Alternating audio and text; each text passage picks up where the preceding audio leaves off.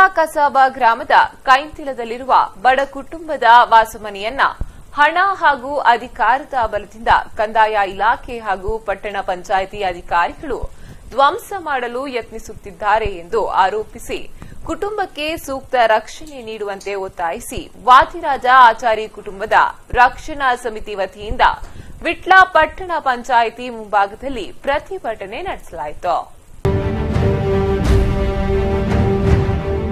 ಪ್ರತಿಭಟನೆಯನ್ನುದ್ದೇಶಿಸಿ ಮಾತನಾಡಿದ ವಾದಿರಾಜ ಆಚಾರಿ ಕುಟುಂಬದ ರಕ್ಷಣಾ ಸಮಿತಿ ಅಧ್ಯಕ್ಷ ರಾಮಣ್ಣ ವಿಟ್ಲ ಅವರು ವಿಟ್ಲ ಕಸಬಾ ಗ್ರಾಮದ ಕೈಂತಿಲ ಎಂಬಲ್ಲಿ ದಿವಂಗತ ಕಾಂತಪ್ಪ ಪೂಜಾರಿ ಕುಟುಂಬವು ಕೃಷಿ ಭೂಮಿ ಹೊಂದಿ ವಾಸಿಸಿಕೊಂಡು ಬರುತ್ತಿದೆ.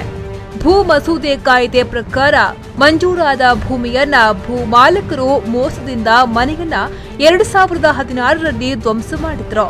ಬಳಿಕ ಕುಟುಂಬವು ಅಕ್ರಮ ಸಕ್ರಮಕ್ಕೆ ಅರ್ಜಿ ಹಾಕಿದ ಜಾಗದಲ್ಲಿ ಸಾರ್ವಜನಿಕ ನೆರವಿನೊಂದಿಗೆ ಮನೆಯನ್ನ ನಿರ್ಮಿಸಿ ವಾಸ ಮಾಡುತ್ತಿದ್ದರು.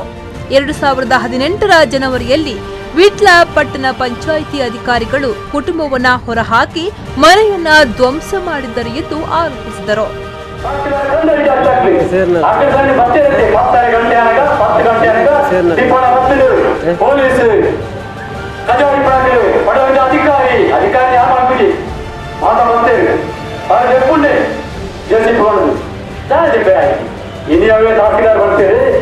ಸುಮಾರು ಕೇಸ್ ಉಂಟು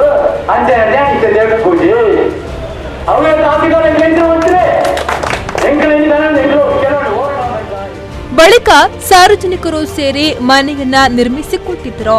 ಭೂ ಮಾಲಕರ ಕುಮ್ಮಕ್ಕಿನಿಂದ ಹಾಗೂ ಹಣದ ಪ್ರಭಾವದಿಂದ ಬಂಟ್ವಾಳ ತಹಶೀಲ್ದಾರ ಹಾಗೂ ವಿಟ್ಲ ಪಟ್ಟಣ ಪಂಚಾಯಿತಿ ಅಧಿಕಾರಿಗಳು ಜುಲೈ 17ರಂದು ಮನೆ ತೆರವಿಗೆ ನೋಟಿಸ್ ಜಾರಿ ಮಾಡಿ ಕಂದಾಯ ಅಧಿಕಾರಿಗಳು, ವಿಟ್ಲ ಪೊಲೀಸರು, ವಿಟ್ಲ ಪಟ್ಟಣ ಪಂಚಾಯಿತಿ ಕಸ ಗುಡಿಸುವ ಸಿಬ್ಬಂದಿಗಳು ಜೆಸಿಬಿ ಮೂಲಕ ತೆರವುಗೊಳಿಸಲು ಆಗಮಿಸಿದರು. ಸಾರ್ವಜನಿಕರು ಪ್ರತಿರೋಧ ತೋರಿದಾಗ ಅರ್ಧದಲ್ಲಿ ಬಿಟ್ಟು ತೆರಳಿದ್ದಾರೆ.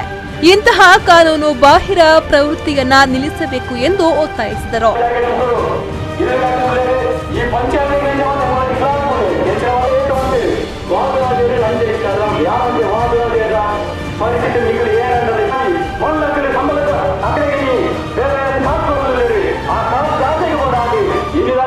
ಪ್ರತಿಭಟನೆಯಲ್ಲಿ ಕರ್ನಾಟಕ ಪ್ರಾಂತ ರೈತ ಸಂಘದ ಅಧ್ಯಕ್ಷ ಕೃಷ್ಣಪ್ಪ ಸಾಲ್ಯಾನ್, ಪ್ರಧಾನ ಕಾರ್ಯದರ್ಶಿ ಯಾದವ ಶೆಟ್ಟಿ, ವಾದಿರಾಜ ಆಚಾರಿ, ಕುಟುಂಬದ ರಕ್ಷಣಾ ಸಮಿತಿಯ ಸದಸ್ಯರು ಹಾಜರಿದ್ದರು.